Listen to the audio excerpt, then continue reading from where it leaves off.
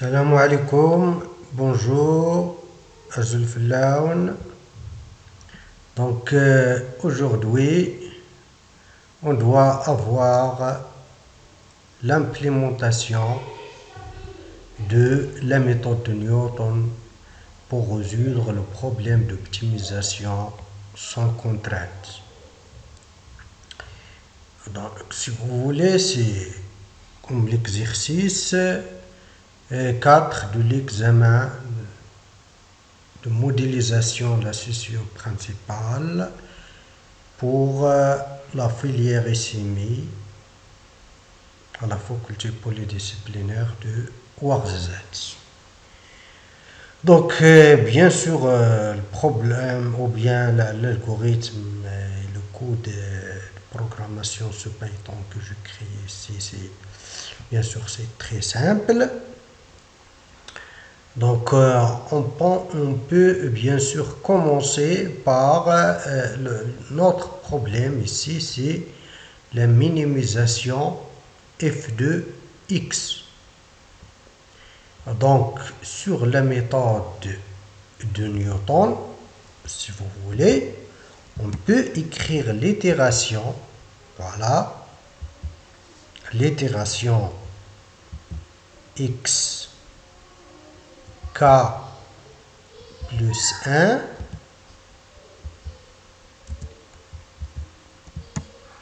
égale, bien sûr, x k, donc de l'itération k,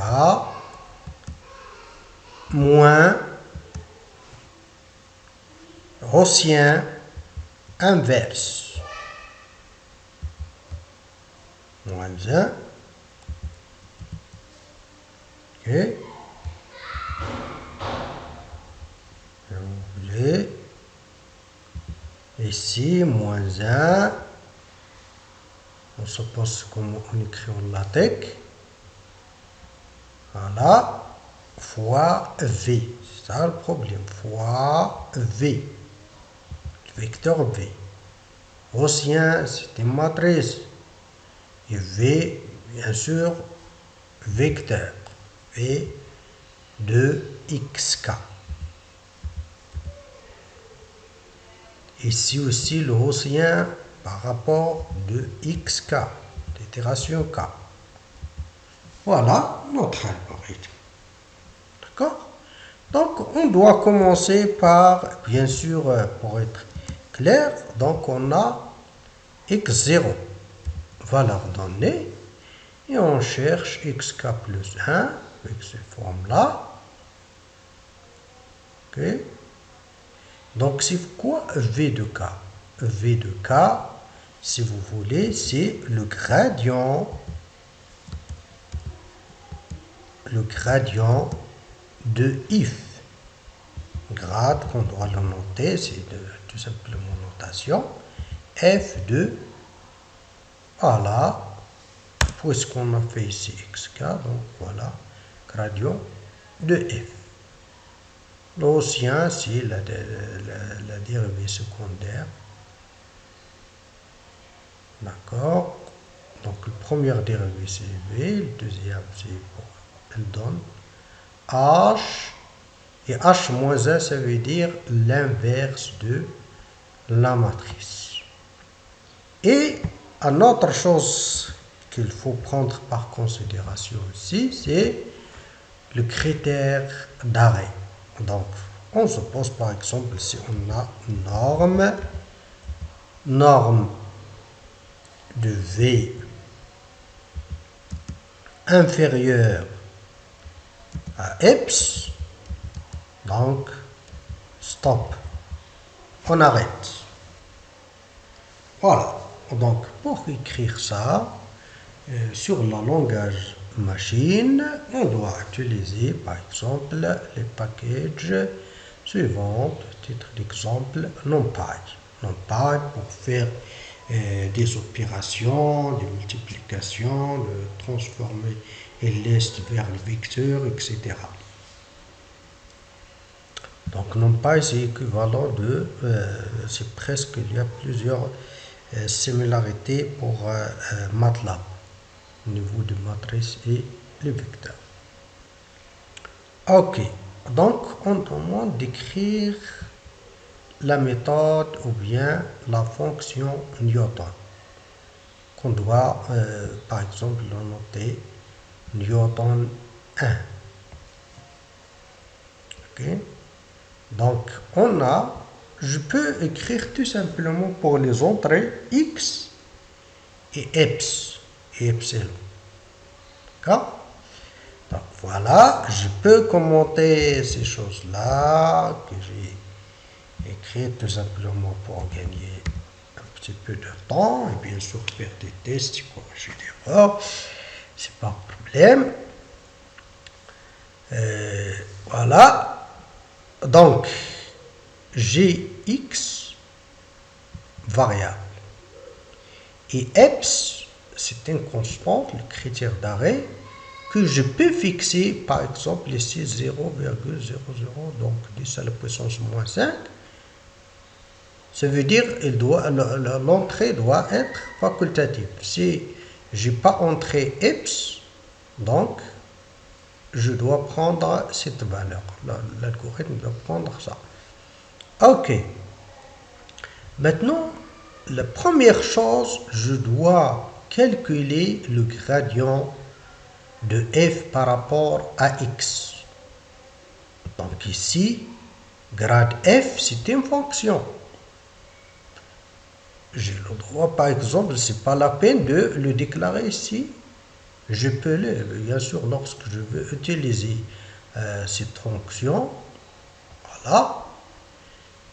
Bien sûr, dans ce cas-là, il faut préciser la fonction grade de f, gradient de f, soit par calcul, direct s'il est facile, ou bien par l'approximation, bien sûr, de gradient. On utilise des méthodes d'approximation.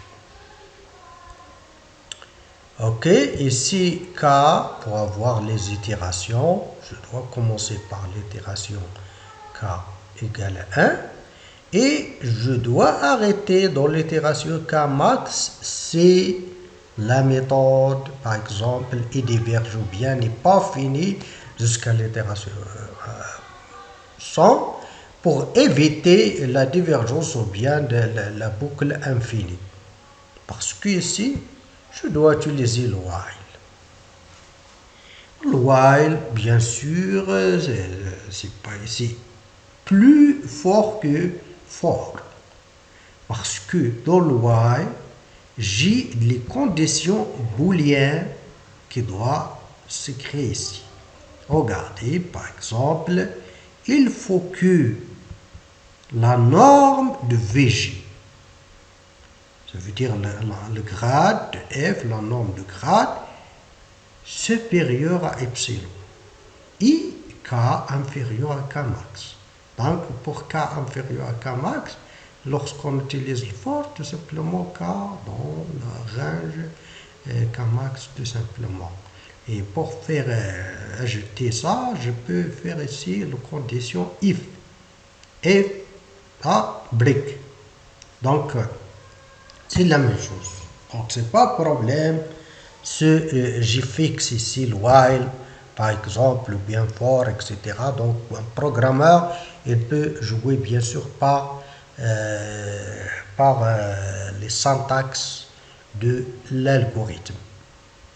Ok, donc, pour faire l'itération, j'ai besoin ici de h. Ok, donc le h ici, c'est le Gaussien. C'est une fonction que je dois calculer ou bien faire l'approximation d'elle. Il y a aussi des packages qui font ça, donc c'est pas un problème. Donc M, c'est l'inverse. Donc pour calculer l'inverse, je dois utiliser NumPy linéaire algèbre. Donc ça, c'est pour l'algèbre linéaire inverse. Point M. Ici, NP array pour bien sûr transformer la liste ou bien la matrice, c'était une liste pour moi par exemple, vers la matrice. Et ici pour la norme, on peut utiliser aussi NP line algebra. On peut utiliser le package de maths, on voit les autres packages d'autres qui calculent la norme par exemple. C'est par défaut la norme 2 ici. Ok, voilà, donc on a ici M. C'est ce qu'on cherche pour H-1.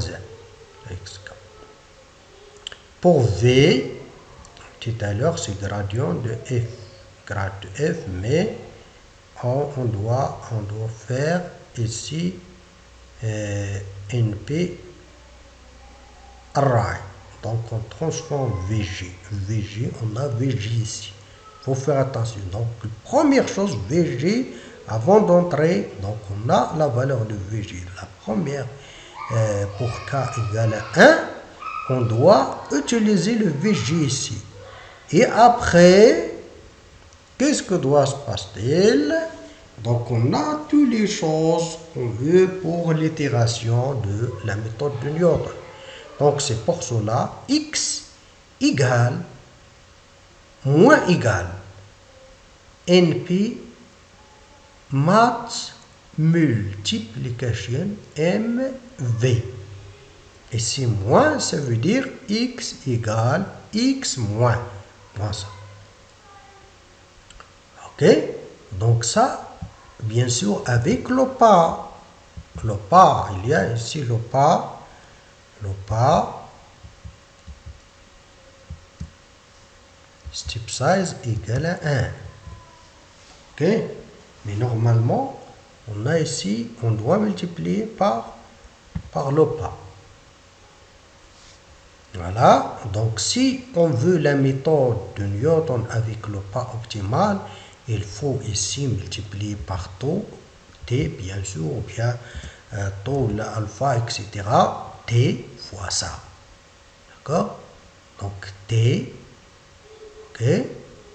Mais on doit utiliser, bien sûr, pour ça, notre algorithme qui doit calculer, par exemple, le T. Ok? Donc, le T avec Newton, par exemple, 0. D'accord? Donc, on peut utiliser Newton tout simplement avec un seul variable. Ici, x appartient à Rn. X dans Rn.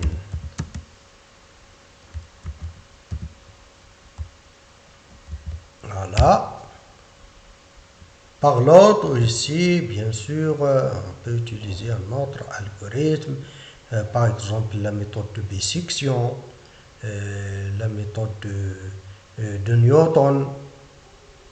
D'accord? Donc, les deux là, on peut l'utiliser, par exemple. Ok? Donc, pour cela, par exemple, on a ici t égale à 1. Donc, c'est pas optimal. D'accord? C'est pas un pas optimal.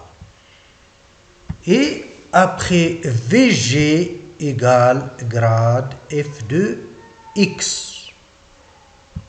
Ok? Parce que on a ici un nouveau x. Le petit x de k plus 1.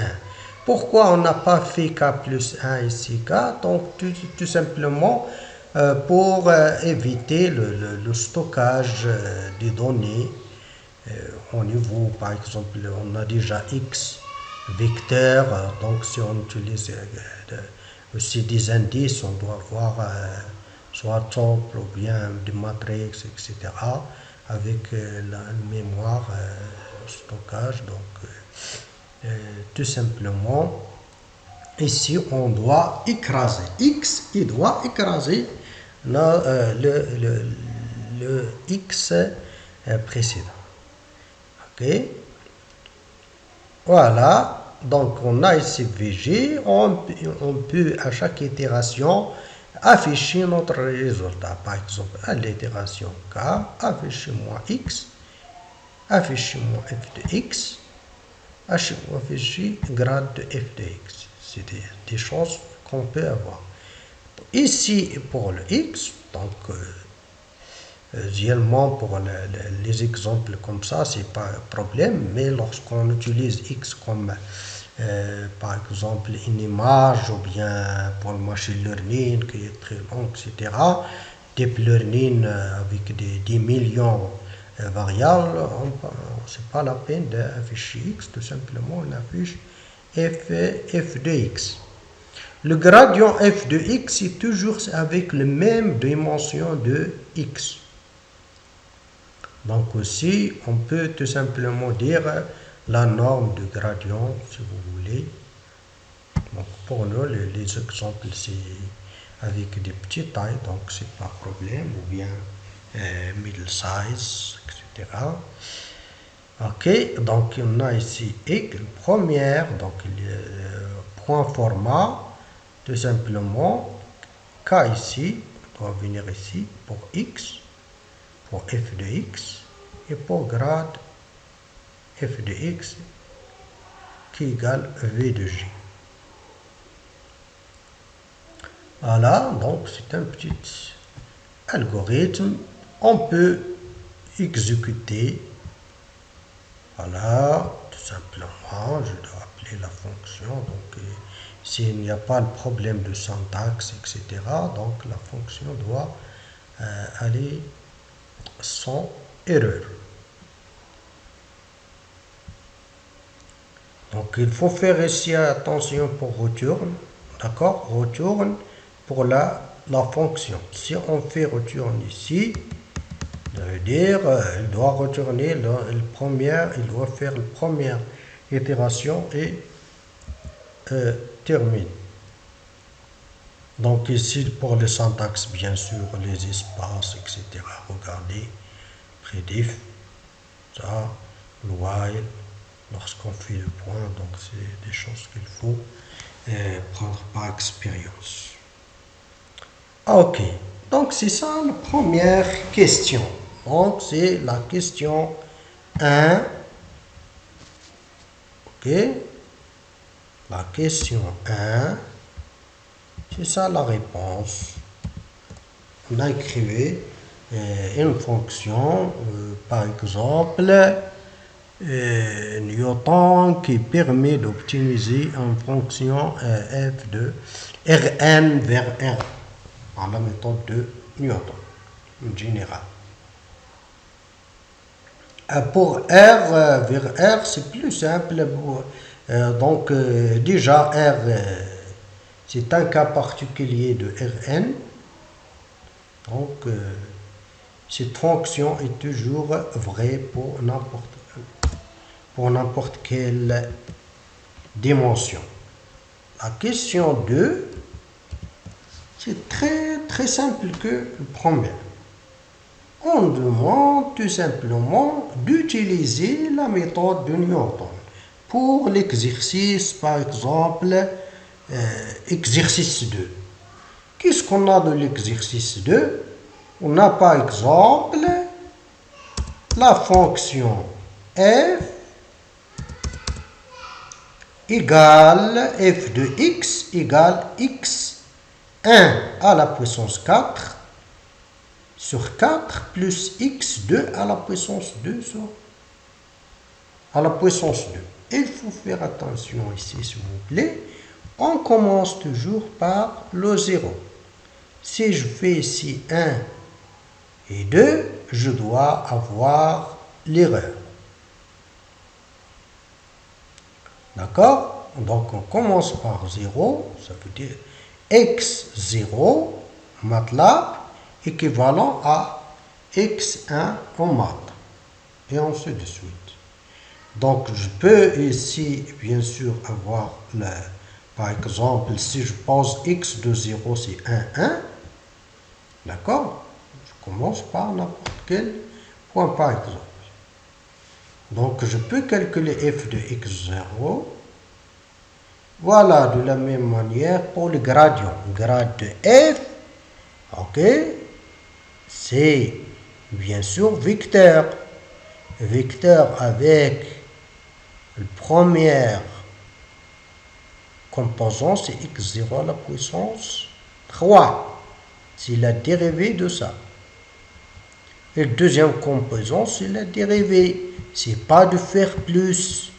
Pas de plus ici pour le gradient. On ne fait pas de plus. On fait le premier composant, virgule, et voilà. D'accord? On arrête. On ne peut rien faire. D'accord? C'est une fonction.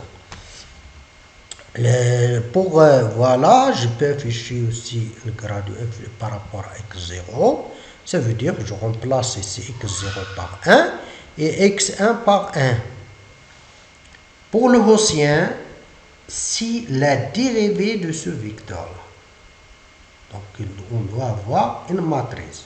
Donc, une matrice, par exemple ici pour le Python, je peux faire la liste à l'intérieur d'une liste. Ok?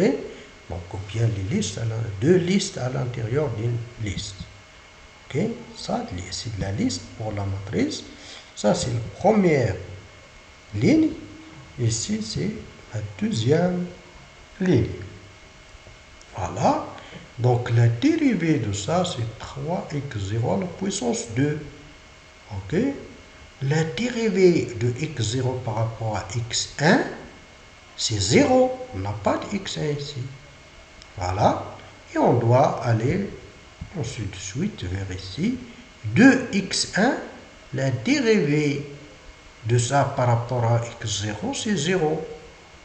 Et la dérivée de 2x1 par rapport à x1, c'est 2. Donc, voilà le gaussien. Ok? Je peux le regarder, c'est comme une liste. Comme ça. Et après, c'est l'affichage. Donc, on a entré f, gradient de f et le gaussien. Donc, maintenant, pour appliquer, bien sûr, la méthode de Newton, il y a la fonction de Newton ici. Tout simplement, on donne ici x0 à. Donc, avant de ça, je peux, par exemple, tester à chaque ligne, je peux tester mon algorithme, est-ce que ça marche ou non, il y a des erreurs à corriger, mieux que de laisser tout à la fin et d'avoir plusieurs fautes, bien sûr, et avec une difficulté de la correction. Voilà, f de x0, ici c'est 1,25, le gradient c'est 1,2, le gaussien c'est 3,002. Donc c'est facile à vérifier.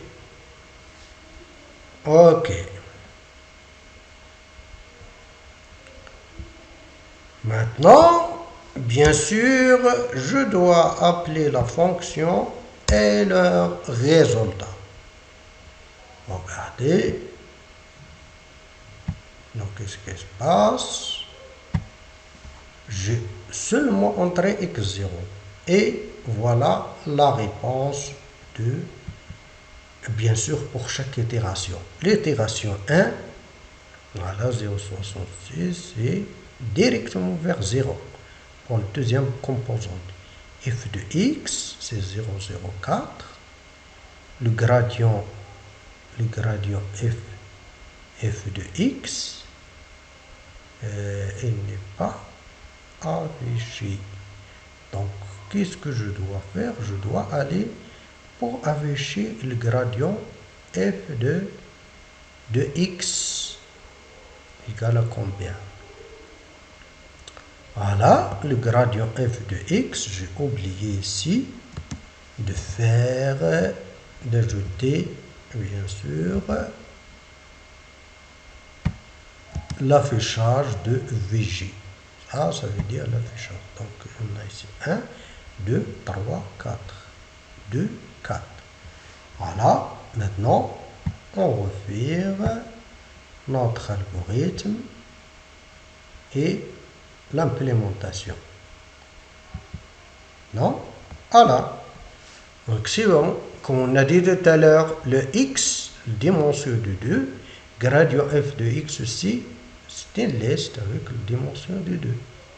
Voilà, on veut 2.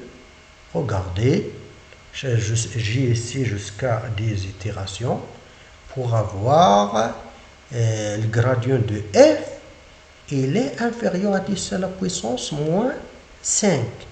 Ok, regardez pour l'autre ici, puisque j'ai ici 10 à la puissance moins 6 pour la deuxième itération, donc je dois arrêter. Voilà, et la fonction objective ici, f de x, avec 8, 10 à la puissance moins 8. Ok, x ici, c'est presque 0, 0, 0, 1, et c'est 0, d'accord? Voilà. Donc, ce résultat-là, je peux jouer par exemple ici, au lieu de 1, je peux faire ici 2, par exemple, de tester. C'est ça c'est pour le point de départ. Qu'est-ce qui se passe lorsqu'on peut augmenter, on peut aller un petit peu loin, d'accord? Donc, c'est la même chose. Ok, on a bien sûr des itérations ici. Ok, donc 4, 2, etc. Donc, voilà. Qu'est-ce qui se passe si je prends même ici 2, 2, avec 2, un petit peu loin de 0, 0, par exemple, la solution, c'est mal. Ok, regardez maintenant jusqu'à 2 itérations. Lorsqu'on prend par exemple un point qui est un petit peu loin, donc on doit voir plusieurs des itérations ici. Voilà. Donc aussi pour la précision ici je peux au lieu de 10 à la puissance 5, je peux prendre ici même ajouter le pas de 10 et moins 7 par exemple.